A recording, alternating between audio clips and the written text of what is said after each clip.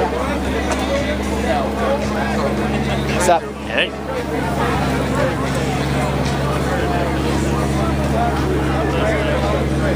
Good.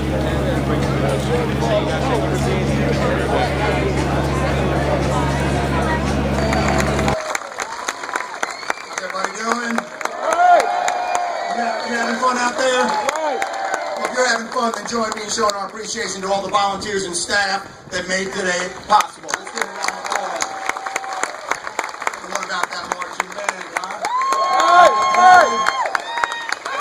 Looking good. First, let me thank my beautiful and talented, loving, and caring wife, Carmen. I want to thank you for saying yes to the first date.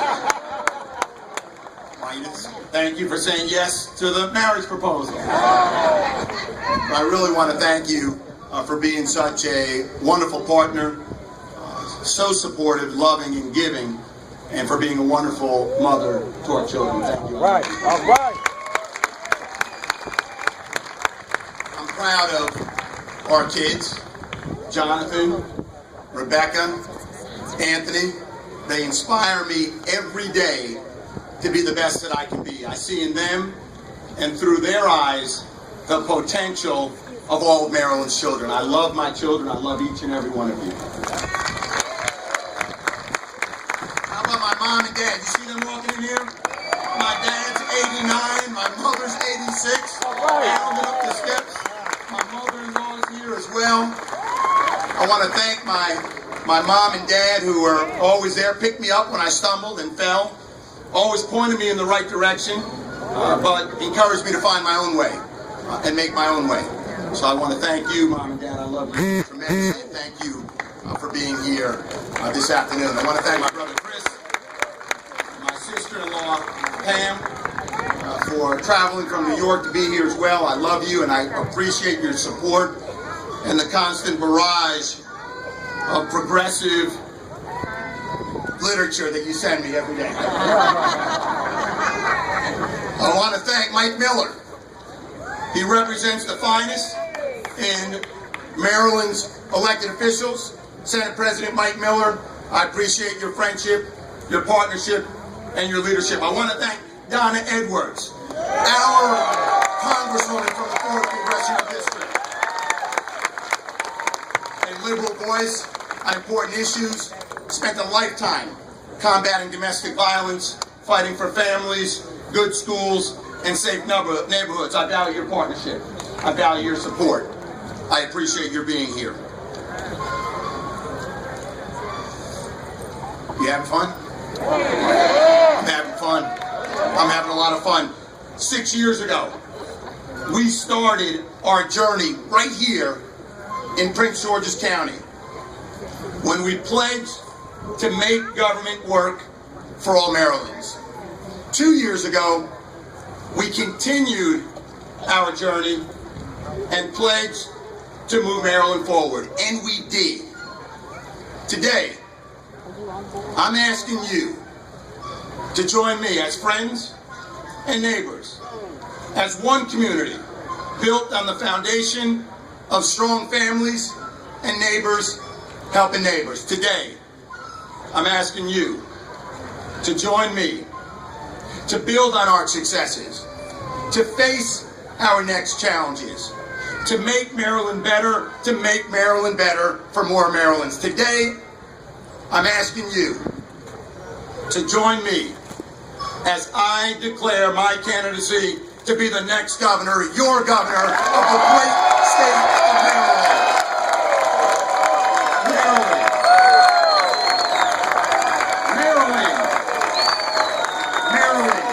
The free state where we celebrate our diversity.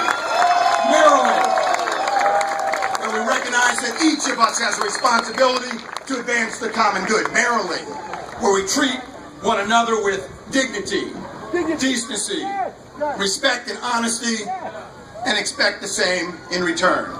Together, one people, making Maryland better for more Marylanders. 30 years ago, when I graduated from college, I received a commission as a second lieutenant in the United States Army. I flew helicopters with the 4th Combat Aviation Brigade, 3rd Infantry Division, Europe. What? It was the second best job that I've ever had. What? I had the privilege to serve with and lead some of the most patriotic men and women from all 4 corners of this nation, from rural communities and urban centers, different faiths, different nationalities, different backgrounds, different races. We were united by a common bond, our profound love for America. We were mechanics and cooks, medics and clerks. We drove trucks and flew helicopters. And every so often, we let ourselves believe that we were part of something bigger than what we did on any given day, part of a noble cause. We were the defenders of liberty, of freedom, of democracy. We were American soldiers. 19 years later, I was just about to hang up my uniform when I got a set of orders to go to Iraq. I was 43 years old. I had 2 children, Jonathan, 9. Jonathan was 3, Rebecca, 9.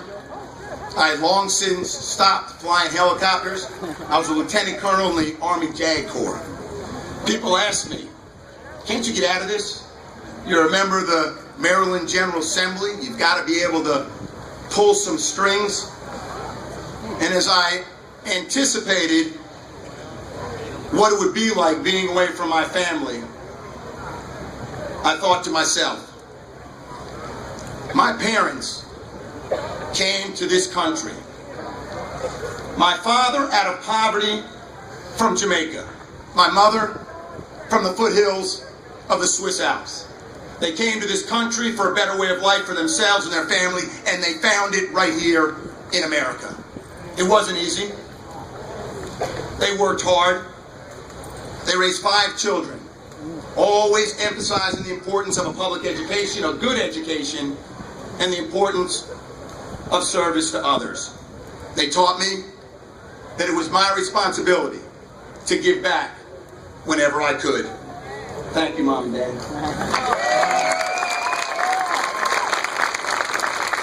This country has been good to my family, and the Army had been good to me. As difficult as it was, I knew I owed it to our country, to my parents, and to my children. My responsibility was to serve our country in Iraq. I knew that if not me, it would be someone else's mother or father, brother or sister, son or daughter. Our nation was calling. I had a responsibility. The night that I sat down to tell my children that I was going to Iraq wasn't easy. How do you tell an elementary school girl and a little boy about to celebrate his 4th birthday that his father would be spending a year with the Army in Iraq? I knew that they wouldn't understand what I'd be doing or how long I'd be gone, so I simply promised them that I would be home before my son's 5th birthday. This community prayed for me. I know you did. And because of your prayer, because of the men and women I served with in Iraq, I came home safely, and I thank each and every one of you for that. And I'll tell you that that was the best tasting birthday cake that we ever had on my son's birthday when I arrived 2 days home from before his birthday. When I returned from Iraq, people often ask me, what did you learn? What lesson did you learn when you were in Iraq? What I learned is that regardless of where people live, whether in Baltimore County or Prince George's County, whether in Iraq or the United States, they want the same thing for their families. Jobs and opportunities made possible by a good education, access to quality medical care, a healthy environment, and safety in their homes and in their neighborhoods. I also saw that in some communities and in some countries, it's more difficult to achieve these things. Our country has been battered by the Great Recession and terrorized by the haunting acts of violence in Newtown, in Boston, but also by the far too many shootings in our own towns and cities. Today, most of us have a heightened awareness that our own financial security and physical security is not guaranteed. Our confidence and sense of certainty has been profoundly shaken, but it has not been broken. If we didn't know before, we know now that we must always fight for a better way of life, just as we do every day in Maryland together. Maryland is a great state. It's a great state because of what we do together. During the past several years, because of you, because of the extraordinary leadership of Governor Martin O'Malley, we've made tremendous progress through a very difficult period and troubling moments. Together, we've driven crime down to historic lows. We passed this nation's most stringent gun safety laws. We're growing our economy and creating jobs faster than most states, outpacing even the Commonwealth of Virginia. We've built the nation's best schools. We've made college more affordable. We've expanded health coverage to more and more. We lead the nation in implementing President Obama's health reform. Maryland is a great state, but we can be better. Too many people. We can be better. Too many people still can't find full-time employment. Too many of our neighbors continue to struggle with foreclosure. And for too many businesses, they continue to struggle from the blow dealt by the national recession. Marylanders don't expect their government to solve every problem, but they do want leaders to understand the problem. They want leaders with a sense of urgency to act now. They want leaders who are willing to make the difficult decisions, willing to sacrifice their own self-interest, willing to stand up for the community. And that's what I intend to do. That's why I'm running for governor, and that's why I need you to join me on this campaign.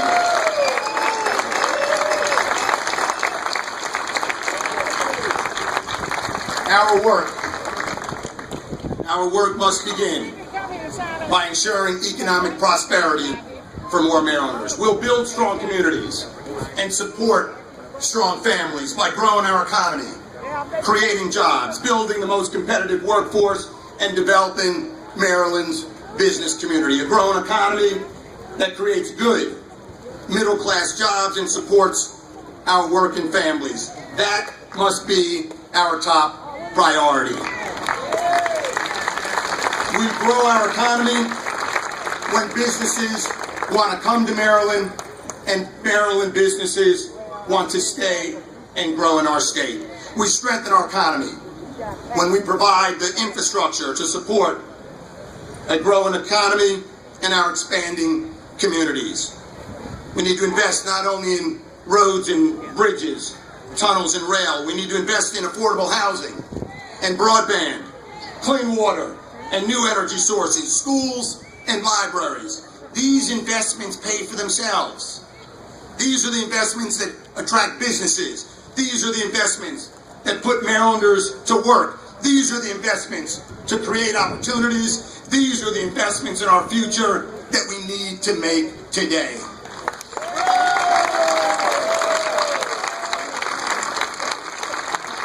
We must also equip Marylanders with the skills and training to fill the jobs that we create in Maryland. Maryland already has one of the most skilled and competitive workforces in the country. Maryland workers are some of the toughest, smartest, hardest working, and productive people. I see my good friends from Lyuna. Thank you very much for the work that you're doing. And that's why Maryland's economy is competitive. Innovation is leading America's economic recovery, and Maryland's economy is ranked #2 in science and technology and #1 in innovation and entrepreneurship. But last year's victories and wins do not secure this year's Super Bowl or World Series. If we're to secure our innovation economy and competitive workforce well into the future, if we're to ensure that more Marylanders can successfully compete for the jobs of today and tomorrow, we need to increase our investment in education and training. That investment starts with early childhood education. It includes a highly qualified teacher in every classroom, providing our students with the latest technologies and materials and strengthening our lowest performing schools wherever they exist. When we make college more affordable, when we position our community colleges as the workforce incubator, when we invest in career technology education, when we partner with labor to offer more apprenticeship opportunities and protect workers' rights, when we honor our commitment to our returning veterans, we will prepare more and more Marylanders to compete and succeed in today's economy.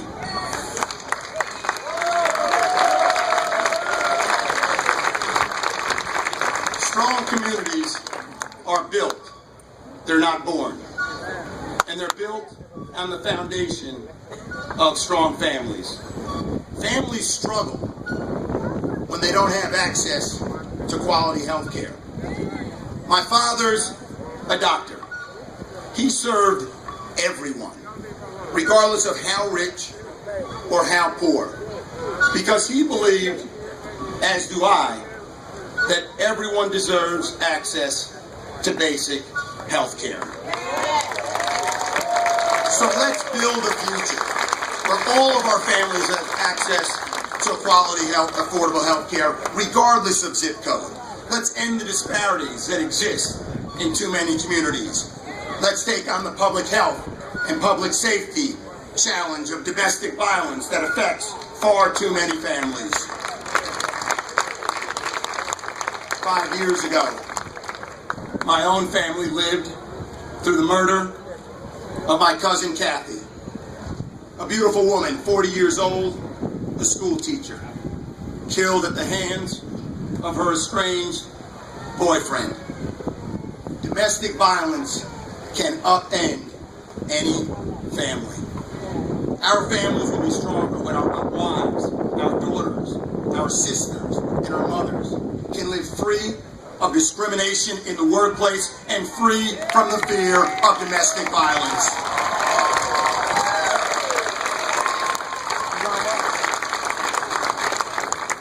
We build strong families when every child has a place they can call home. Today, 6,900 children live in Maryland's foster care. Let's encourage more families to experience the joy of adoption.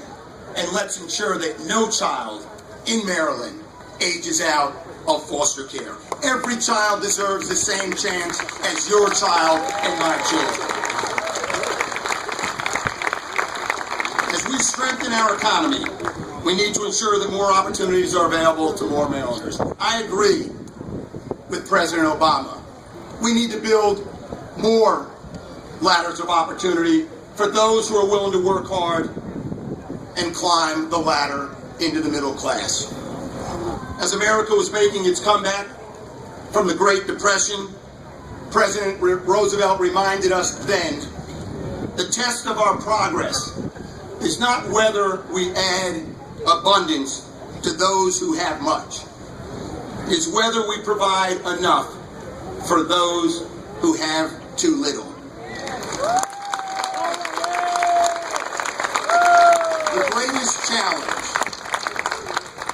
The greatest challenge of our time as a state and as a nation, particularly as we recover from the recession now, is to address the persisting gaps and disparities that exist in our communities and our economy. It's not enough to have the best hospitals in the country and lead the nation in implementing health reform if not all Marylanders have the opportunity to enjoy the same quality of health as their neighbors. It's not enough to have the best school system in the country unless every child in Maryland, whether they live in Capitol Heights or Chevy Chase, gets a world-class education.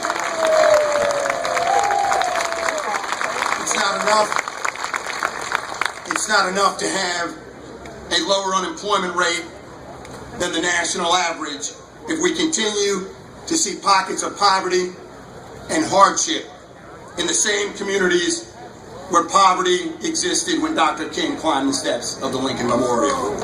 We do our best. We do our best when we're working together with our eyes focused on the future, a future with more jobs and greater opportunity. We're at our best when we take care of one another and use the tools of government to protect our neighbors and expand opportunity. I believe that throughout Maryland, each of us is strengthened when all of us succeed. And we all suffer when any member of our community is left behind. Our communities might not look the same. A family living on a farm in Allegheny County might not seem to have much in common with a family living in an apartment building in Suitland, but they do. As Marylanders, we all have the same goals and share the same values, regardless of which community we're from. We wake up almost daily asking ourselves, can I send my kids to good schools? Can I raise my family in a safe neighborhood with a clean environment? Can I get a job that allows me to support my family? Can we leave our children a world where they can pursue any dream and any opportunity? Meeting these challenges won't be easy. But I also know that Maryland needs leaders willing to make tough choices and fight for a better future. I can't do it alone. I need your help. I need your support. None of us in Iraq or in my flight platoon in Germany believed that we could do it alone. It couldn't be done.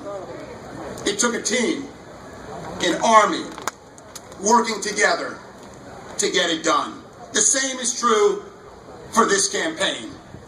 I need your help. I need your support.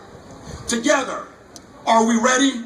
Yeah! Together, are we ready? Yeah! To build on our successes, to meet the challenges that lie ahead, to build a better Maryland. So get ready to make Maryland better for more Marylanders. Thank you. May